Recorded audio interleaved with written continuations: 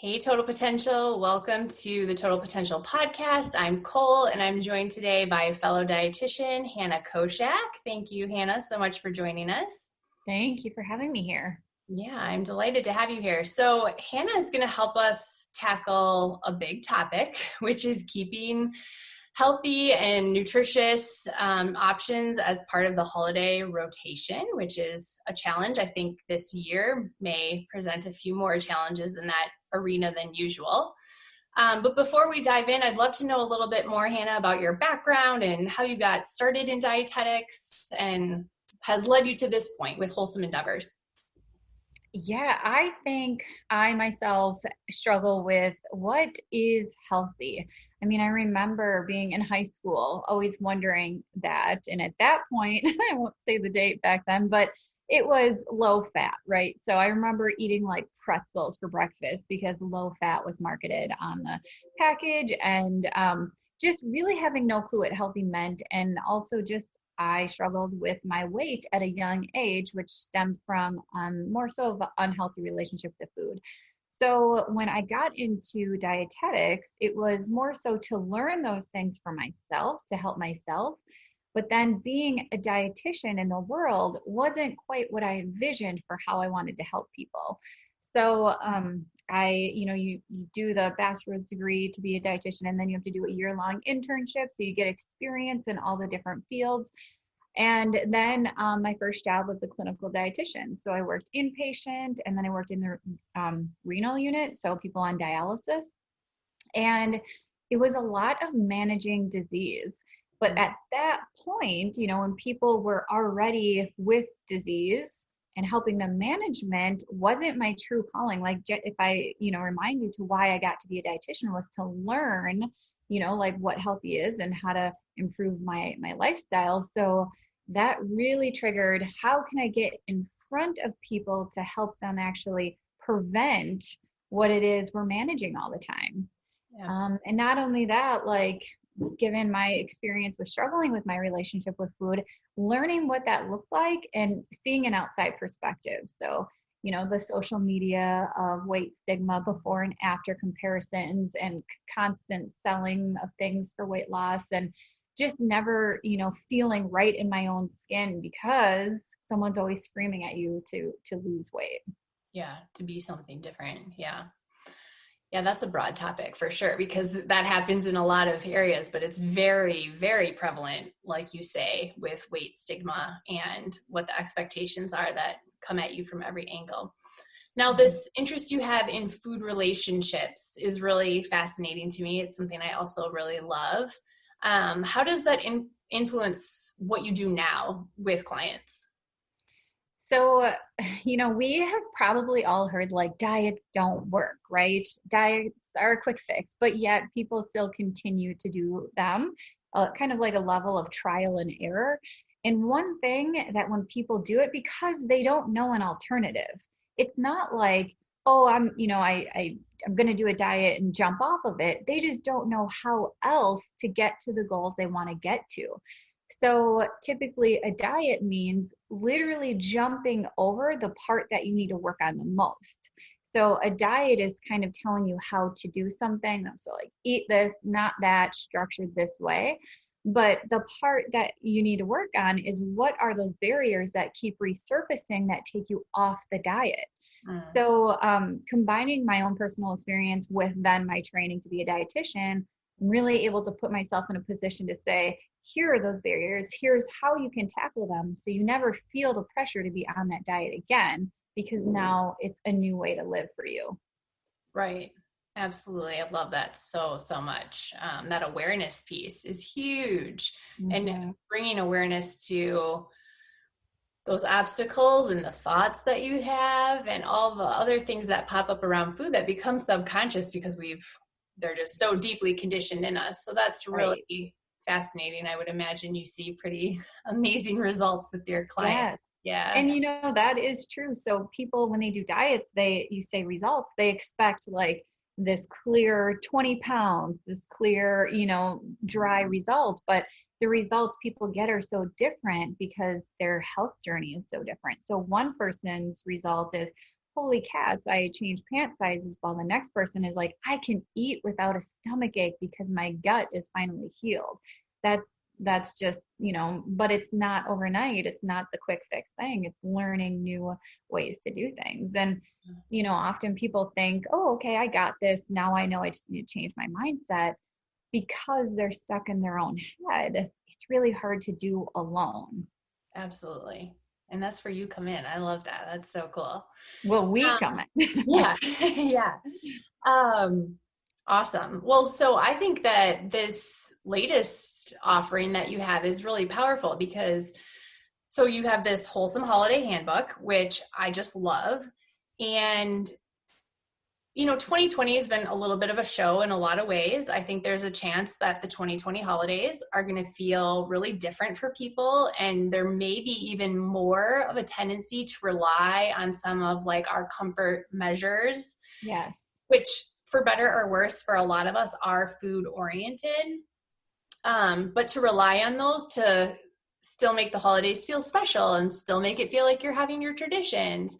So I'm so thrilled to have a chance to dive into some of these ideas that can really help shape the holiday without it being just like, oh, that you come to January 1st and you're like, oh, I'm hungover from sugar, the alcohol and all of it. So I'd really love to just dive into some of these awesome ideas that you have.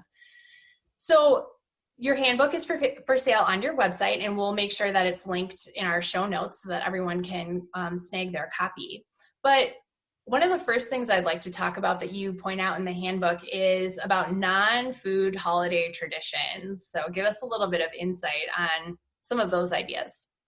Yeah. And, I'm very well aware that people often think, like, when you hear from a nutritionist or a dietitian, that we're going to be all or nothing, and that it has to be healthy all the time. And, like holidays, you need to eat healthy. It's not about that.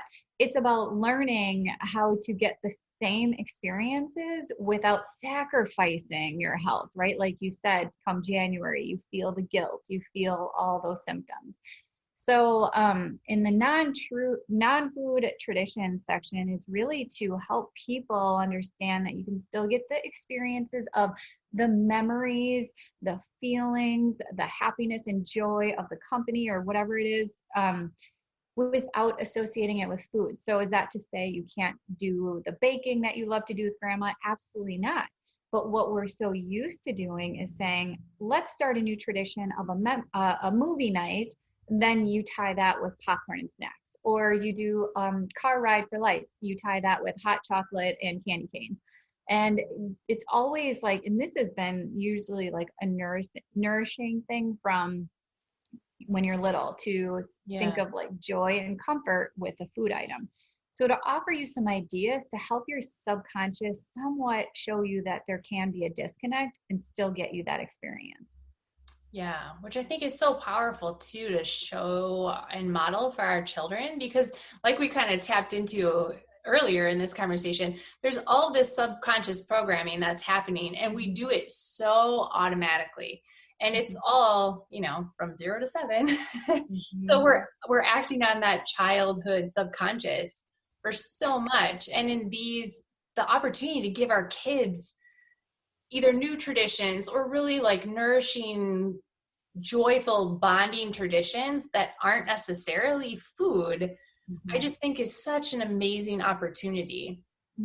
Absolutely. And just that, like passing it on to not have them struggle with the same things that we're struggling with we're lacking connection, we're lacking comfort. So now, because we've trained our subconscious to fulfill that section, we'll always go to that. But to show your children that like you can still meet those needs without having that food be that, will help them hopefully continue that process. But your subconscious is basically your brain saving energy, right? And that's what our muscles do. That's the whole memory muscle thing.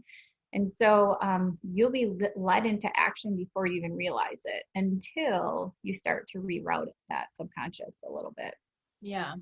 A couple of our favorite, I'll be interested to hear what some of yours are, but a couple of our favorite non-food holiday traditions are, we almost every year do some holiday themed puzzle together. because, we're the cool cats. So we do lots of puzzles. And then I think our favorite tradition so far is just decorating the tree, but we start a fire and play Christmas music, and they unwrap the ornaments all together and go through the memories of them. And, those are some really sweet traditions that like my kids already love, which makes me really excited. Do you have any that you'd like to share that are some of your favorites so far? And it's interesting because my kids are young. They're just hitting the age now where they're kind of interested, like they may actually catch on to the tradition. Before that, they were younger. So I wasn't really too active with that. But, even those advent calendars offering non-food things. So we just are, my kids each have their favorite color. So they pick their favorite toy figure color that was to like jump the advent calendar days. So little stockings, utilizing stickers for things like that. And even if it's, a lot of people like to do books. So every day of the, December, you get a new book for your kids or something fun that, again, disconnects that. But if you still do, so we just actually last night went to look at Christmas lights. And my instinct from, being raised in different ways, I was like, oh, we should do this and have this candy. And, but we truly got the same joy and experience without having food associated with looking at Christmas lights. We did have Christmas music playing. And I think just my high level enthusiasm joined with theirs is what set the mood for making that a memory. Yeah. How do you see where foods do still fit in? Because of course, like we eat and, of course, a lot of celebrations around the world include traditional foods or whatever. How does that still fit into the mix? How that fits in is what that food tradition offers you. So if it offers you a memory, of maybe baking with your grandma or a cultural thing, then be sure that that food helps you appreciate that memory, but not using that food as a filler to comfort that memory. So that's kind of what helps you control like the stop start. So can you have a cookie without having six? Can you have, like a whole piece of cake with just having half because you're satisfied, or finishing the whole thing because you're just trying to fill this comfort? Yeah, that's an important distinction. Embracing the memory, but not using it as a mechanism for comfort. Yes. Yeah, very interesting. I love that. Okay, so another idea that you share in your handbook are non-food gift ideas, which especially when it comes to things like little stocking stuffers or a hostess gift or some of those smaller gifts where you're maybe not going for a kid's favorite item or whatever it might be, it's really easy to just share your favorite goodie or a bottle of wine or whatever it might be. So give us some of your tips and tricks on embracing some non-food gift ideas. Yes. And why this came to mind, and again, my fellow dietitian, her name is Hannah too. Her and I created this together. And why we thought of this is because truly right now we live in a time of convenience, right? So buying gifts quickly, buying the safe gift, because it should be gift buying should be, I thought of you. I wanted to give you this gift because I thought of you, right? But it's turned into like secret Santas and gift exchanges. And then it's just always the safe thing to do is food. But just like us, like you don't know where that person is on their health journey and you don't know their struggles with food. So are you, putting more cookies on their counter when they may be struggling with, right, that comfort eating or overeating or like, whatever. And not only that, like this time of year, if people don't struggle with their habits with food, it's a really good and easy time to start, because then they're starting in November and stress is very much so right now. So they're using the cookies and all of that as maybe a crutch. And now they've just established a new unhealthy habit by really using those types of sweets to meet that stress level. And so I just kind of like to offer ideas that aren't a go-to with food by putting more of that stuff on their counters and not knowing where they're at in their health journey. And maybe they are trying to really limit that. And it's just like a continuation of temptation for them. So if you can't, like buy a gift because you thought of that person, right? Like if it's your sister or something, it's easy to think of gifts because you know them well. Then that's where we put together this gift guide, a non-food gift guide for that to-go idea that maybe is a good exchange or secret Santa or something that you don't really know what's a safe gift. Yeah. Yeah, it seems like this year, maybe more than ever, like a self-care item would be an amazing idea. Yes. A candle or some bubble bath or, Yes. something that really allows somebody to de-stress, but not have the food be an additional role or the go-to de-stressor. Yes. And when you say that, like, not only are we looking for self-care, and we tend to think of self-care as like toenails and massages, right? But self-care is actually nutrition and taking care of your mindset and taking care of your balanced time. And but entertainment, we're just craving ways to be entertained. And so actually thinking of things to get your gift person a source of entertainment is important. And one of the ideas is like a magazine subscription. They're so affordable. You probably have an idea of what they're into. I mean, my go-to gift is the Magnolia. So everyone loves Chip and Joanna Gaines. Even my husband loves Chip. Even men. Yes. And that's only like a 4 magazine subscription. So it's nothing but it's kind of the gift that keeps giving, because they're going to think of you all year round and they're going to be grateful, and it's going to be a healthy source of entertainment versus, more screen time or food that just goes bad. Yeah, that's a beautiful idea. I love that. It is a gift that keeps on giving too. Mm-hmm. What do you think of when you think of like stocking stuffers? I know when I was growing up, our stocking stuffers were, there were some interesting things maybe, but mostly it was like, how much candy could we shove into the stocking? Mm-hmm. And then we would eat that. So thinking about our kids and starting healthy habits, encouraging healthy habits, my rule of thumb has usually been like one favorite treat item, but then the rest is non-food. What comes to mind for you with that related to the kids? Great question. And truly, I've never even thought about putting candy in stockings, which that's probably your tradition from growing up carried on. And so to me, it's not a sacrifice to not put candy in there until it's established, right? Until they expect it, then it's always like, wait a minute. But that's when I love to do what are they into right now? So yes, you can get them the fire trucks because that's a normal kid gift, right?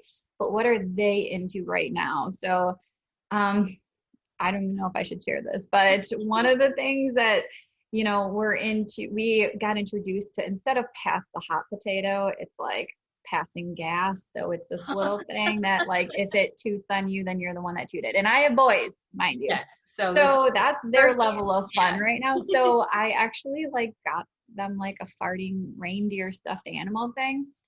I'm sorry if that's inappropriate, but it's what they're into right now. Yes. Yeah. And so for the other thing, and then books, I always do a book, but not really like a lesson, but like an activity book or of course, something that they're really into. I already have their books set aside and stuff. Yeah. So keeping them loving books is important. And when they're gifts, they're going to associate excitement with the books. Absolutely. Yeah. I love that too. Awesome. So one of the things I'd really like to dive into in your holiday handbook is, everyone has like the Aunt Susie or the friend neighbor down the road. This year, who knows what gatherings will look like, but you have that person without fail who decides that they want to tell you about the latest diet that they're on or what their weight loss journey's been like, or something that's really been hard for me over the years are when people bring up their discomfort with their own body and use like really kind of harsh and, aggressive to themselves language around that. So what Mm-hmm. advice do you have for people to handle that inevitable awkward holiday conversation around diet and weight loss? Yes.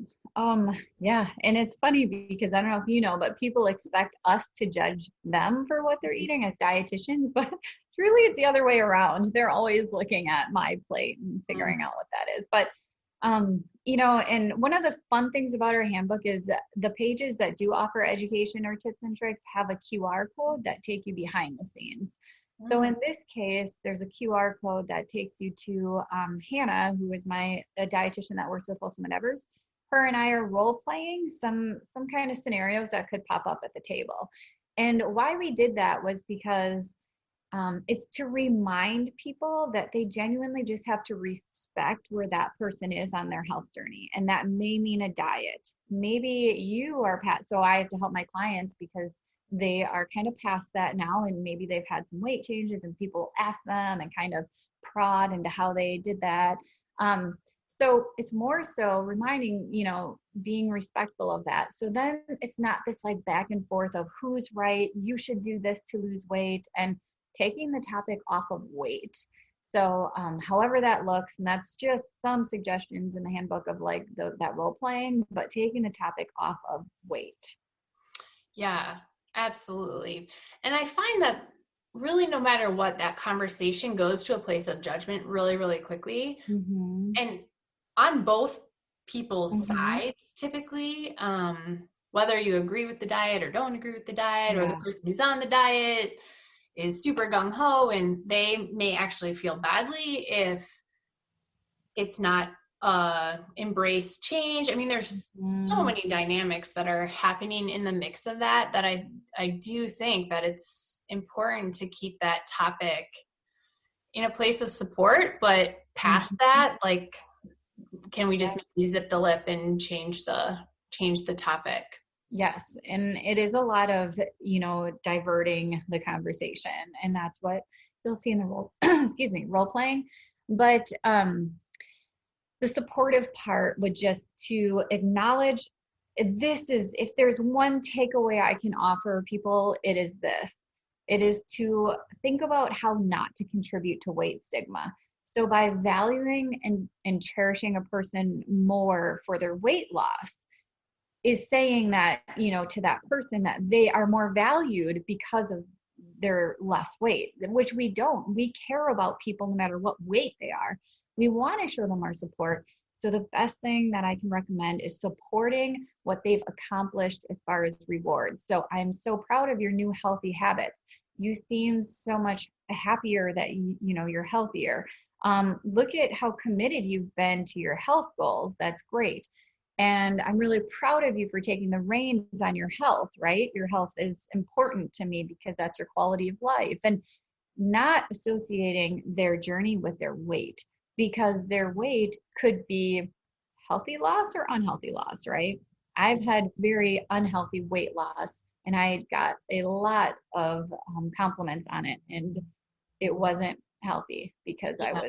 I was going through something pretty harsh. So you don't always know. And if they are proud of their weight loss, compliment them on for what actually they succeeded in, which is most Yeah. likely a habit.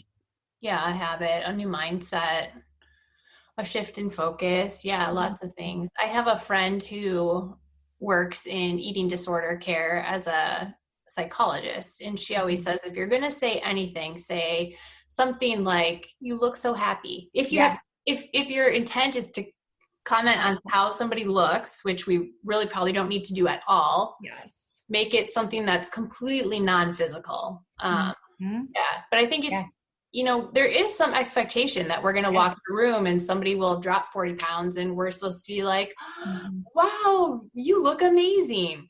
And I Mhm. always find myself really being careful, because the other thing I've noticed is that while, let's say somebody really could health wise benefit from a change in weight, that doesn't mean it was done in a healthful manner. And it Mhm. also does not mean that their mindset is Mhm. healthy at all. In fact, Yes. it could be more toxic since the weight loss than before. Yes. So I'm really leery of complimenting people when like maybe their self-talk is constant, like I hate myself, I hate myself, I'm going to lose another pound because I hate myself. And then I say, congratulations, Yes. you lost weight. Yes. And it just reinforces that I hate Yes. myself, I hate myself. So Not I'm really cognizant of that part too. Good. Yes, thank you. The weight stigma is people prioritizing people about their weight. So truly you nailed it on the head. So what I see most is, people get on these diets and usually it's a quick fix because it's, not sustainable and they lose weight. That pressure to maintain that weight loss only gets heavier the more compliments they get. And Mm, so if they have not established healthy goal or healthy habits to keep that weight off, then if they do gain back some weight, they will go more extreme to get it off or get more off, which puts mm, their mentality and relationship to food even further. So that cycle, when you hear about, vicious cycle, that is truly the vicious cycle. It yeah, is the furthest from freedom. When I try to help people find that freedom, that confidence in their food choices, is because freedom is free of guilt, free of being tied down by tracking and numbers and obsessing about weight. That's the freedom. yeah, absolutely. The other thing that comes to mind, and especially for our audience, that I'm interested to know your take on is, so there's not only this languaging that may happen amongst adults, but I find that people are not very cognizant of using that languaging around children, which is always so alarming to me. Like, oh, why does your kid keep hearing you say you feel fat? Like, please Yes. stop saying that. So Yes. what comes to mind when you're thinking about when maybe, maybe your kids are at the table when Aunt Susie decides to go off about her ketogenic diet or whatever it might be? How do you kind of handle the delicacy of that situation? Yeah. And my kids are too young probably to pay attention to that, but my nieces aren't. And just knowing what's happening is hard because well, one, it continues the negativity of the weight stigma, but you're forming how they talk to themselves. And two, I also talk to people how daughters or family members see them as perfect at a young age. Mm, You're who you are to them. They don't really know quite yet how to judge you for those things. But when you put that in their head, it immediately puts that in the child's head to say, well, if she's not happy with herself at that weight, well, then how is mom or whoever going to be happy with me? I better maintain this weight or worry about my weight because clearly that's important to them, which at a young age, they're not mature enough yet to make healthy decisions about their handling their weight or, what to do about that. So, yeah, I usually try to help people understand how to keep it about their health yeah. and, working out for strong arms and Yeah. yes. Yeah, the conversation at our house is because, I mean, quite honestly, my kids give me a super hard time because I eat things that they don't want to touch with a 10-foot pole. Like, you name the vegetable, it's on the plate, whatever. And they're just like, whoa, how can you do this? But the conversation at our house is always that, like, the reason I work out, the reason that I eat what I eat, first of all, I love it. Like, it's Mhm. delicious to me. Right. You're not I'm sacrificing. not sacrificing. But the other part is I want to live to be 105 and kick ass. Like, I don't want to lay down and, be unproductive. Like, I want to sustain life at a high level. So the conversation at our house is always around, I take care of my body so that I can serve someone else. I take care of my body so that I can live for a long time and see you and see your kids and see your grandkids. And, there's a very different conversation around what health means. Mhm. And I think there's a huge opportunity to really shift that conversation in a lot of households around what it mean, what being healthy means to you anyway. Like, is Mhm. you want to be healthy because people say you're supposed to be healthy? Well, if that's the only reason, then that's probably not a good enough reason, like Yeah, what's the bigger reason? exactly. Yeah. Exactly. And, working in a hospital setting, that's what was night and day. I would sit in the morning meeting with the doctors and I would hear a patient's diagnosis before they even heard of it, whether it be diabetes or cancer, a lot of cancer. People will come in for weird symptoms. We'll put the labs together and figure it out. And then, dietitian go in there at 2 o'clock because then they'll have that diagnosis. So when I would go in to talk to them about, what that meant for their nutrition, the questions weren't, how do I lose weight and look good in my jeans, right? And be the cutest, prettiest, whatever. It was, how do I get my quality of life back? How do I get out of this nightmare? How did I get here, right? So reminding them that, that red flag, we're really trying to eat to prevent those red flags that lead us into a lesser quality of life, because now you're managing something in addition to all the things in your life that, you maybe were avoiding your health because you had so much in your life. So putting that as a priority to, right, prevent disease that is way more of a to-do than anything, way more of balancing medications and appointments. And it's life changing. So rather you take that in your own hands and change your life how you want it to look rather than doing it for you. Yeah, absolutely. Pretty abruptly, I guess. Yeah. Yeah. Well, so that's super interesting because we just talked about a lot of different ways where that holiday conversation around health, around weight, around diet, not only what it means, but how it influences the people around you. And then also what the opportunities are to shift focus and keep your eyes on something like a conversation around gratitude or something different. Yeah, and actually you're right. In the handbook, we have some topics and icebreakers that keeps conversation moving in a thoughtful, fun way, but not so much around, what the latest fad is. Yeah, absolutely. That's actually been, this is a little bit off topic, but that's always been one of my favorite things as a dietitian. Not favorite because it's really weird to watch actually, but to like sit back and watch the trends when you're not necessarily in them or trying to be in them. It's really super fascinating. Yes.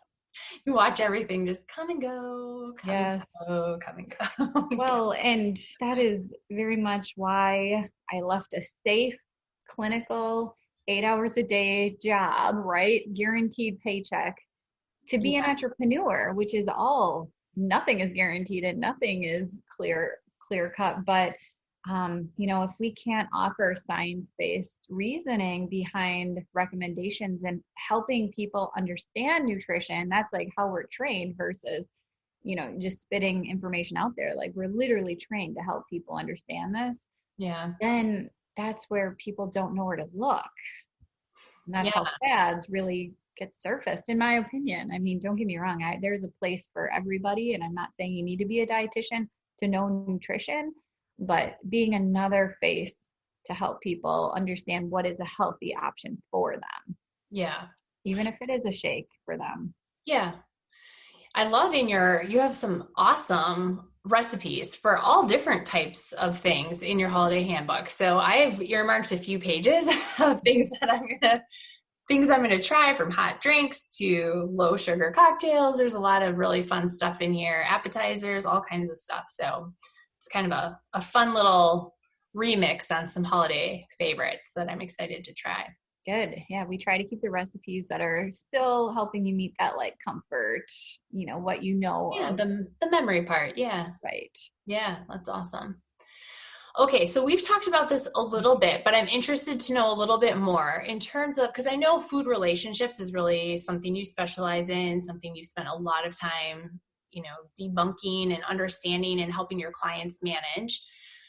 What role does that have, or do you see that having in our holiday experience, or how those relationships might affect somebody's holiday experience? Definitely that you can still have the holiday experience without having that holiday hangover. Like once you create and establish a healthy relationship with food, it is just a lifestyle no matter what holiday it is. Because again, that's the difference of, can you eat, a holiday cookie and enjoy it for what it is versus having six? Like differentiating, like more is not better, but still get the same satisfaction. Not only that, just how to change your mindset in putting all of the pressure of your happiness in food. So the meals and the drinks and that, and trying to help you establish putting that happiness on different things that the holidays offer that we forget about. They do offer relaxation. You usually get time off work. They do offer joy and laughter. I mean, I just spent last night watching a Disney sing-along on ABC. Like, that was really nice. Not to mention Michael Bublé is my favorite and he's on it. So, but just finding those things that bring you joy and happiness, in addition to some food, but the difference is you won't leave the holidays with that, they say that holiday hangover and that extra 10 pounds and any guilt from how you spent them. Yeah.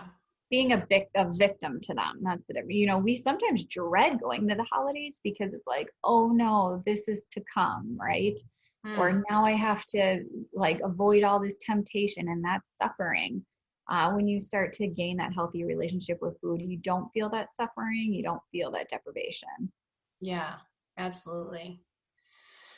That brings that whole mindset piece is really fascinating. And what you bring up about how, so many people really do walk into the holidays just like, oh, here we go, rip the Band-Aid. What's going to happen anyway? Let's just get it started. Not only around food, but also around alcohol, which is something that I, definitely pars into this as well. And, this year, I think more than ever, there will be some of that kind of emotional, stress-oriented lean on food. You also have an awesome section in your handbook about ways to get away from that emotional eating. What comes to mind for you, and what has your experience been like with your clients around this? Especially, I mean, this year has been crazy. Like, everyone's under stress. So what has your experience been like with that? Yeah, that is, and part of the reason. So when I work with my clients, I am very clear to them that I'm not accountability. I don't tell them like what to do. I don't tell them goals to meet. I really encourage them to show up for themselves. So that means, I'm support, I'm resource, I'm clarification, education, right? And when it comes to getting through those habits of the holidays, what you do most often matters most. So what that looks like. So, yes, you can enjoy a party and have some drinks. How often is that happening in your lifestyle, right? So, would you have more fun with 6 drinks versus 3? Like, genuinely, would you? And bringing those new perspectives about your habits to surface is what's going to create your subconscious kind of like stop in its tracks a little bit and say, wait, do I have to go a different direction here? Can't remember. So without that, they'll just continually lead you into action without knowing it until retrospect. Wow, why did I drink so much last night? Yeah. So it's just your subconscious leading you into what you've been telling it to do for how many years. So, pivoting your mindset, but just really offering new perspectives that help you create hopefully a new route for your subconscious. Yeah. That's really powerful. And the interesting thing that I've seen is that, giving someone these tools that reprogram this one aspect of subconscious, right? Like, from a distance, this looks like just reprogramming your orientation around food. But the fact of the matter is, reprogramming that one aspect allows you a roadmap, really, to see how you would reprogram every other aspect.